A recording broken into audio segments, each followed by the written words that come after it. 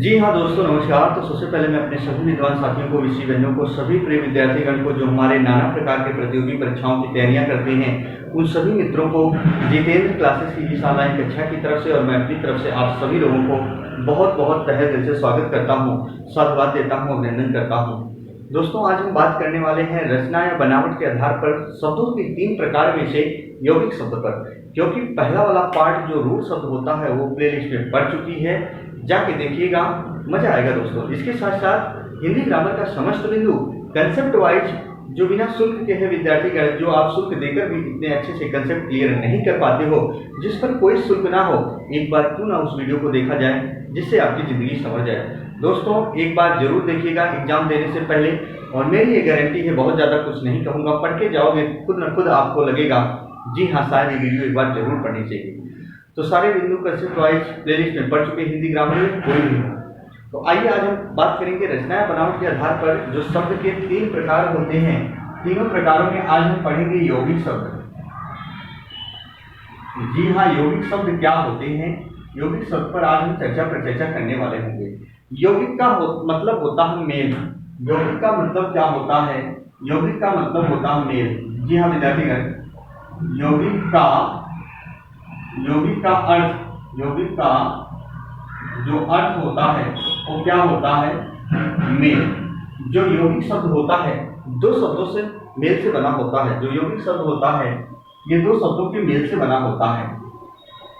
ये 2 शब्दों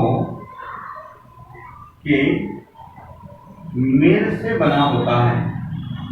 मेल से बना होता है। ये 2 शब्दों के मेल से बना होता है मित्रों। लेकिन 2 शब्दों कौन कौन से होते हैं, इसके साथ साथ हम जानने का प्रयास करेंगे।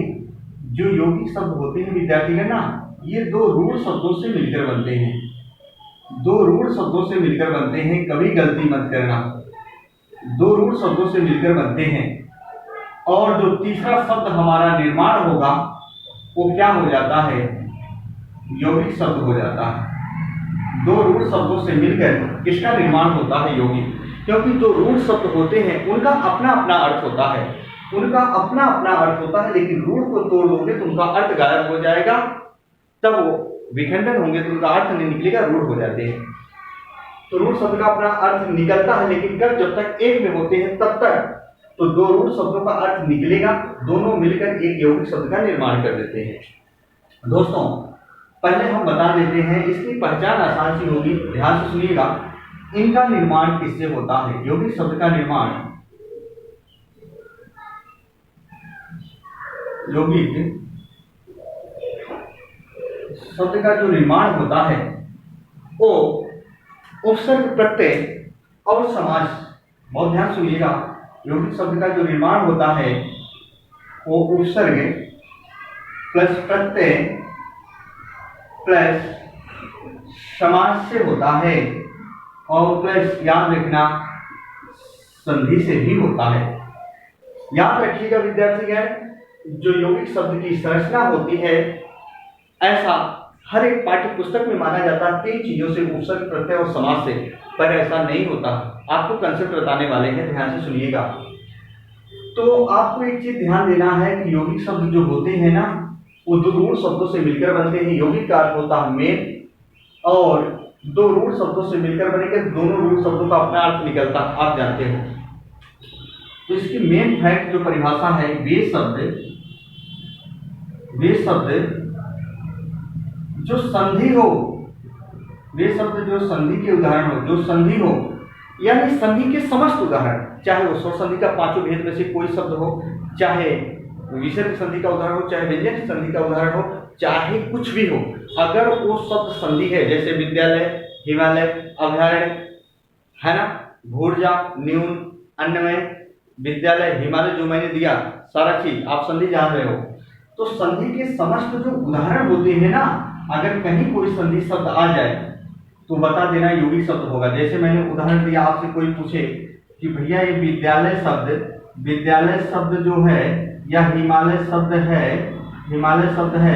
या अभ्यारण्य शब्द है, या राजपुत्र है, राजपुत्र है, ये कौन सा शब्द होगा? ये सभी के सभी यौगिक शब्द हैं, क्योंकि इस संधि का उदाहरण है विद्यालय। विद्यालय का संधि विच्छेद करोगे क्या हो गया? विद्या प्लस आलय हो गया। तो विद्या का अर्थ निकलेगा, दो रूढ़ शब्द हो गए, यहाँ विद्या यहाँ आलय, ये देखो रूढ़ शब्द, दो रूढ़ शब्द हो गए। यहाँ विद्या का अर्थ निकल रहा, आलय, आलय का मतलब घर होता है, विद्या का मतलब विद्या, जहाँ विद्या का घर हो, याद रखना, उसी को विद्यालय कहा जाता है। जैसे हिमालय, तो हिमालय का क्या करेंगे हम? ऐसे हिम प्लस आलय कर देते हैं। हिम का मतलब बर्फ, आलय का मतलब घर, दोनों का अर्थ निकला। रूढ़ शब्द का अर्थ निकलता है, लेकिन रूढ़ शब्द को तोड़ दोगे आपस में तो उनका अर्थ नहीं निकलेगा। तो विद्यार्थी कह रहे हिम प्लस आलय संधि का उदाहरण है। अभ्यारण्य संधि का उदाहरण है। अभय प्लस क्या होता है? अभय प्लस अरण्य होता है, जाके देखिएगा संधि मैंने पूरा होता है। ये देखो समास का उदाहरण, राजपुत्र, राजा का पुत्र हो गया, ये समास का उदाहरण है। लेकिन अब ध्यान से सुनिएगा, वे शब्द जो संधि के उदाहरण हो, वे शब्द जो संधि हो, उपसर्ग हो, क्या हो? उपसर्ग हो तथा प्रत्यय हो, क्या हो? वे शब्द जो संधि हो, उपसर्ग हो, प्रत्यय हो, जिसमें उपसर्ग लगा हो, प्रत्यय लगा हो, वही क्या होगा? यौगिक शब्द होगा। समास में सभी, बहुत ध्यान सुना, समास में बहुत अच्छी बात बताने वाला हूं। समास में सभी, लेकिन बहुब्रीहि समास को छोड़कर, लेकिन बहुब्रीहि समास को छोड़कर समस्त सामासिक पद हमारे क्या होते हैं? यौगिक शब्द होते हैं। इसका मतलब यह हुआ, वे शब्द जो संधि के उदाहरण हो, जो उपसर्ग के उदाहरण हो, जो प्रत्यय के उदाहरण हो, जो समास के हो, समस्त समास के उदाहरण हो, लेकिन समास में बहुब्रीहि समास को छोड़कर समस्त सामासिक पद या समास जो होते हैं ये यौगिक शब्द होते हैं। जैसे मैंने दिया राजपुत्र, राजा का पुत्र, ये तत्पुरुष समास है। जैसे मैंने दिया कन्यादान, जैसे मैंने दिया प्रतिदिन, यह वैभाव समास है। ऐसे देगा यथावत, विद्यार्थी का ये सब क्या है? ये सब हमारे यौगिक शब्द हैं। जितने भी समास के उदाहरण होंगे बहुब्रीहि समास को छोड़कर यौगिक समास के उदाहरण और यौगिक शब्द के उदाहरण होंगे। और याद रखना, जितने भी संधि, उपसर्ग और प्रत्यय के उदाहरण होंगे सभी यौगिक शब्द के उदाहरण होंगे, सिर्फ बहुब्रीहि समास को छोड़ देना। आपसे पूछेगा यौगिक का मतलब होता है, यौगिक का अर्थ होता है मेल, दो शब्दों के मेल से बना होता है। वो दो शब्द कौन होते हैं? अगर एग्जाम में पूछा जाए तो दो शब्द क्या होते हैं? वो रूढ़ होते हैं, मिलकर यौगिक बनाते हैं। एक बार इसके साथ लीजिए विद्यार्थी।